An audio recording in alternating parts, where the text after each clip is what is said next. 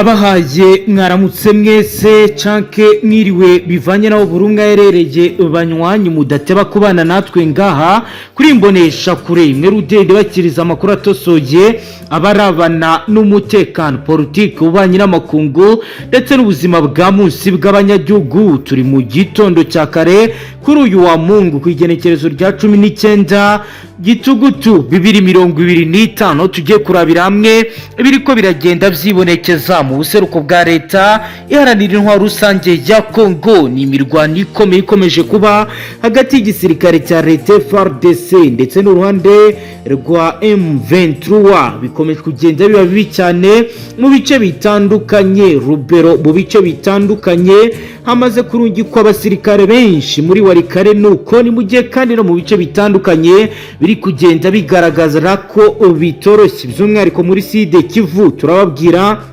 imite y'abasirikare badasanzwe yajyanywe ahitwa Cumbiro, Kisepe, Kitondi aho komeje kugenda hagaragara ibirindiro bikomeye. Turababwira kandi indi mite yajyanwe Bunyakandomi ahitwa Vurera, Kirumba, mu gihe turi buze kureba n'ibindi biri kubera muri teritwari ya Muvira biri kugenda bibi bibazo bikomeye. Turaza kandi kubabwira ibiri kubera Kanyabayonga, Butembo mu ntara Kivu y'Amajyaruguru. Zose ni imirwano ikomeye ikomeje kugenda iba. Turarebera hamwe renforce des troupes uko M23 yongereye abasirikare n'intwaro ndetse n'ibikoresho mu bice bitandukanye kuva ku mugoroba. Turebera renforce des troupes et des armements mu bice bitandukanye. Turababwira mu buryo bwiramvuye imyitozo ikomeye ikomeje gutangirwa kuri base ya Rumangabo ahari ikigo cya gisirikare gikomeje gutangirwamo imyitozo ihambaye ku basirikare kabo ariwe. Turababwira ibijyanye na phase tactique iri kugenda ikoreshwa na M23. Turebe kandi ibijyanye na logistique militaire uburyo ihagaze mu bice by'ahitwa KCP aho rero amakuru atugezeho agaragaza ko hari ibikoresho byinshi byaturutse Rucuru byanyuze ku muhanda Kikuku Birundu Ihura hakoreshejwe déplacement nocturne kwimura ibikoresho n'ingabo mu masaha y'ijoro. Bikaba rero bijyanye neza na reconnaissance aérienne ku indege z'ubutasi za M23 ziri gukora ibijyanye n'ubutasi mu bice bya Kilumba. Turababwira mesure anti-drone ingamba zo kurwanya drone M23 yazanye aho bivugwa ko mu minsi iri imbere bagiye kurajya banura iza FARDC mu gihe zireheye kunyura mu kirere. Turababwira barrage de signal, tubabwire mission ikomeje kugenda igaragara nkuko bigaragara ari gukorwa drone tactique des surveillance indege z'ubutazi zifite akamaro ku bajyanye n'intambara. Turaza kandi kurebera hamwe ibijyanye na cartographie numérique, turebe ibijyanye na poste de commandement opérationnel. Turababwira mu buryo bwiramvuye coordination stratégique ibyo M23 gukora mu rwego rwo hejuru aho amakuru y'ibanga agaragaza ko M23 kuva ku igenekerezo rya 10 yatangiye gukora commandement général de AFC bakoze plan stratégique ya 2025-2026 aho rero waduhaye amakuru yagize ati nouveau ordre militaire et administratif dans une zone libérée aho rero bigaragara ko bashyizeho ubuyobozi bushya bwa gisirikare mu bice bitandukanye mwibanga ahagera hashyirwa abashinzwe iperereza ndetse n'abagomba gukorana n'izindi nzego. Turareba ibijyanye na base logistique régionale, turebe poste de commandement de zone, turebe iri kugenda bigaragara. Turaza kurebera hamwe kandi ibijyanye na préparation d'une contre-offensive ingabo za leta FARDC n'abarwanyi ba wazalendo batangiye kwitegura contre-offensive. Turebe rero iby'amakuru atugezeho ya brigade 32 komando ya FARDC yohereje abasirikare benshi k'abanyonga bashyizeho position de attendre nkuko bigaragara. Turababwira ibiri kubera hitwa mu gace kahitwa Butuhe, turebe biri kugenda bigaragara. Turababwira kandi ibiri kubera Katonde na hitwa Kipese, tubabwira ibijyanye n'ibiri kugaragara. Turaza kandi kujya muri société civile turebe Igisoda la population ibyo abaturage batangaza ko bikomeje kugenda bigaragara. Hagati aho turaza no gukomoza ku bijyanye n'amasezerano akomeye. Bivugwa ko General Evariste Ndayishimiye w'u Burundi yegeranye n'uruhande rwa Alliance Fleuve Congo. Turaza nabyo kubyinjiramo mu buryo bw'iramvuye. Turaza kandi kurebera hamwe situation actuelle état de ligne de front. Turebe rero ibitugeraho amakuru agira ati les lignes de front principales mu bice byitwa Kicombiro n'itwa Kipesi. M23 iracyafite ibyicaro byayo mu misozi yitwa Vurera. Turinjiro turebe bijyanye na tire de terrarirudre zamaze kuzanwa muri bice. Ni mu gihe kandi hari andi makuru avuga ko hari uruhande rw'ingabo za leta ruri gukora mu wavre Dore Politique. Turinjiro turebe ibiri kugenda biboneka. Turaza kandi no gukomeza kurebera hamwe ibijyanye na stratégie de stabilisation offensive, uburyo bwo kubaka ibirindiro bya politique n'ubutegetsi binyuze mu mirwano biri kugenda bikorwa. Iyi ni raporo y'umunsi tugiye kuraba uko ibintu bihagaze. Robert imirwano irakomeye. M23 ngengabo zirenga 3000 mu masaha 48 gusa.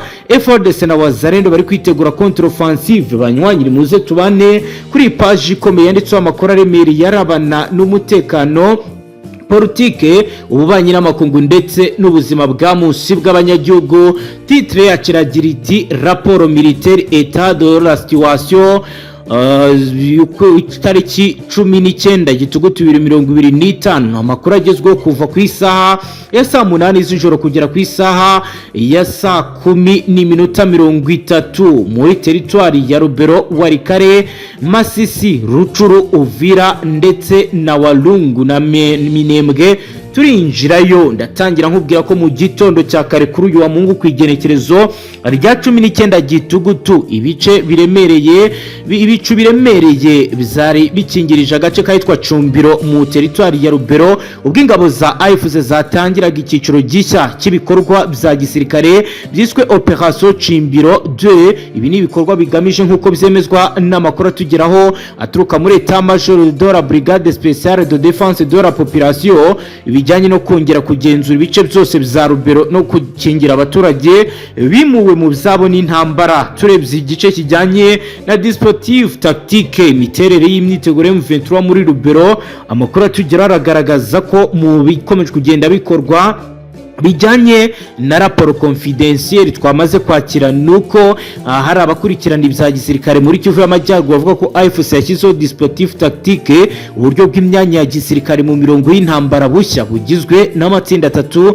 y'ingabo zifite inshingano zitandukanye, aho unité ya mbere yashyizwe mu duce twitwa Cumbiro, Kipesi, Katondi, aho bo zifite inshingano zo gufata no kurinda ibirindiro bitandukanye. Hari kandi iri mu bice byitwa Mundo mi Vurera, Kirumba, aho bafite mission d'appui, inshingano zo gutera inkunga mu mirwano no gutanga ibikoresho nkuko bigaragara. Hari kandi yoherejwe mu majyaruguru y'iteritwari hagana ku muhanda cy'Akanyabayonga Butem kugira ngo itabare igihe cyari cyo cyose hashobora kubaho contre attaque mu buryo butunguranye ikozwe na FARDC. Iri tsinda rero rikaba rifite inshingano yiswe assurer la ligne de front secondaire, bisobanura gukomeza umurongo w'imbere w'intambara kugira ngo udacika. N'uburyo bwa gisirikare bukoreshwa mu buryo bwa position avance, umwanya uri imbere cyane mu mirwano, aho abarinzi baba bari hafi y'imirongo y'abanzi kugira ngo batangire amakuru y'imbere ku rugamba y'ibiri kugenda biba ndetse no ku ibintu bihagaze. Turebye ibijyanye na renforcement des troupes, turabwira ko mu masaha y'ijoro ku igenekerezo rya 17 rishyira ku igenekerezo rya 18 Gitugutu 2025 ibikorwa byo kongera ingabo n'intwaro renforcement des troupes et des armements byatangiye gukorwa mu buryo buhuye neza. Aho rero amakamyo 12 yo mu bwoko bwa kamyo logistique yaturutse Rumangabo yageze mu gace kahitwa Katonde ku isaha 4 za mu gitondo, atwaye intwaro zirimo mortieri de 120 mm, ibisasu bya mortieri byo mu bwoko bwa 120 fils de sate AK103 hamwe n'amasanduku y'amasasa arenga 3000. Umwe mu basirikare bakuru muri M23 muri Rubero, Komanda Calme, akaba rero yagize ati iyi ni phase tactique yo gukosora gukosora aho M23 yari ifite intege nke mu rwego rwa logistique. Ijambo rero rikomeje kugenda rigaragara muri bice no kurindira abaturage umutekano bagasubiza ibintu mu buryo kuko bahamya ko bizamaze kuba désorganisé. Ku rundi ruhande amakuru yemejwe n'abaturage bo mu gace kitwa Kipesi aravuga ko hari abasirikare bashya basaga 10,200 bageze muri aka gace ku manywa ku wa gatandatu baturutse Rucuru banyuze ku muhanda Kikuku Bilundu bakomeza Ihura bakoresheje uburyo bwa déplacement na train kwimuka mu masaha y'ijoro nkuko bikunze kugenda bigaragara. Kuwa gatandatu nimugoroba ku isaha saa 11:15 humvikanye drone de reconnaissance indege nto za gisirikare zikoreshwa mu butasi ziri hejuru y'ibirindiro bya FARDC no muri Kirumba. Abasirikare ba leta babibonye bahise bashyira mu bikorwa mesure anti drone ingamba zo kurwanya bashyira mu bikorwa uburyo bwo kuyicishaho batareba barrage de signale nubwo ariko FARDC yabashije kuyirasa imwe. Raporo y'iperereza mission MONUSCO secteur nord Kivu ziragaragaza ko M23 bakomeje gukoresha izindi drone tactique de surveillance indege z'ubutasi zifite akamaro mu bijyanye n'intambara ziri gukoreshwa mu gupima abasirikare ba leta baherereye. Izi drone zifite ubushobozi bwo gufata amashusho y'ikirere mu buryo bwa cartographie numérique, gukora amakarita y'ikoranabuhanga, zikohereza amakuru kuri poste de commandement opérationnel ahantu hagenzura ibikorwa bya gisirikare muri Kibirizi. Ibi biratuma AFC ibasha kumenya buri mwanya wa FARDC ikamenya aho itera cyangwa se uburyo yirinda. Nkuko rero amakuru abigaragaza hari kubaho ikizwi nka coordination stratégique nkuko amakuru y'ibanga y'umutwe M23 bivuga kuva ku igerekerezo rya 10. Commandant General de AFC yari yemeje plan de stratégique 2025-2026 igamije gushyiraho nouveau ordre militaire et administratif dans une zone libérée. Ubuyobozi bushya bwa gisirikare n'ubutegetsi mu duce bizigaruriwe muri uyu mushinga Rubero igomba kuba base logistique régionale, ikigo cy'ibikoresho ku rwego rw'akarere ku ngabo za M23 kandi kicumbiro igahinduka poste de commandement de zone, ibiro by'ubugenzuzi bw'intara. Ibi bikaba byerekana ko M23 irimo gukora mu buryo bwo kurwana ahubwo no mu buryo bwo kubaka imiyoborere ahantu igeze nkuko ro byagiye bigaragara no mu bindi bice bagiye bashyiraho abayobozi. Mu gihe M23 yongereye ingabo za leta FARDC n'abarwanyi ba Wazalendo batangiye kwitegura contre offensive, igitero kidasanzwe ku mugoroba wo kuva ku igenekerezo rya 17 igitugutu 2025 brigade ya 32 y'abakomando ba FARDC yohereje abasirikare bayo benshi Kanyabayonga bashyiraho position d'attente ahantu hishe bari gutegurira ibitero. Ku rundi ruhande itsinda rya Wazalendo ryari riyobowe na Colonel Safari Makanaki ryakomeje kugera mu gace kayitwa Butuhe rishyiraho uburyo bw'ambisikade ku muhanda Yinjira muri ibi bice. Abaturage bo muri Kirumba batangaje ko bumvisha amasasu y'intambara kuva ku igenekerezo rya 18 mu gitondo ku isaha saa 11 mu gihe M23 yageragezaga kugenzura umupaka witwa Katondi na yitwa Kapesi. Reka turebe reaction de la population, ibitekerezo by'abaturage mu masaha ya mbere ya mu gitondo ku munsi wo kwa gatandatu. Abaturage mu gace ka Kipesi bavuze amakuru akomeye aho umwe yagize ati ahantu ubu ni urusaku rw'amasasu gusa, twumva ngo M23 irashaka gufata Kanyabayonga ariko natwe turambiwe intambara, nta munsi w'ituze tugira. Abaturage benshi batangaje ko batangiye kwimuka berekeza Butembo ni Beni mu gihe abandi bari guhungira mu misozi ya Rubero kugira ngo birinde imirwano nkuko bitangazwa na raporo de la société civile de Rubero yasohotse ku mugoroba wo kwigenekerezo ya 18 igitugutu 2025 yavugaga ko bahungabanye kuri ubu ibintu bitameze neza. Reka turebe situation actuelle état de la ligne et de la front. Turabwira ko ku isaha Esa 10 za mu gitondo ligne de front principal umurongo w'urugamba hagati y'ahitwa Kicombero n'ahitwa Kipesi M23 rigifite ibyicaro byayo by'imirwano mu misozi yitwa Vurera mu gihe FARDC iri gukoresha uburyo bwa tire daterare rudre ibisasu bikomeye bya terari mu rwego rwo gusenya ibirindiro bya M23.